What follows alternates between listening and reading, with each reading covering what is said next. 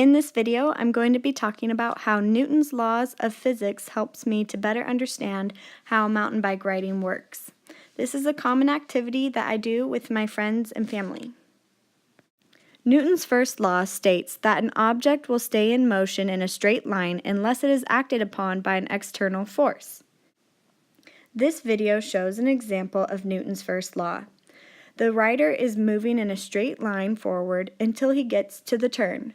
At this point, the berm, or the turn, acts as an external force that makes the rider go to the left instead of continuing to go straight.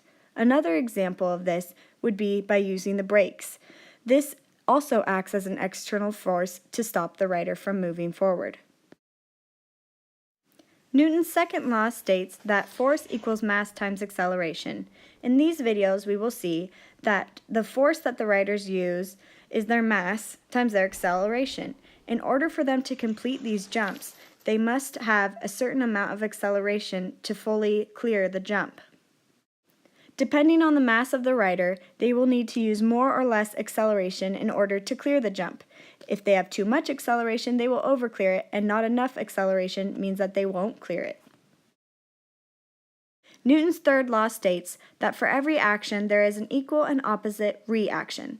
In this video right here, you see the front shocks of the bike as well as the rear shocks. These act like springs in order to make the bike compress and then decompress. This decompression of the springs in the bike, or the shocks, is an example of the opposite reaction that comes from pushing down or compressing the bike. This is another example of how Newton's laws can help the rider clear a jump. By compressing on the springs, it helps the bike to then decompress and make the bike and rider go higher and therefore clear the jump.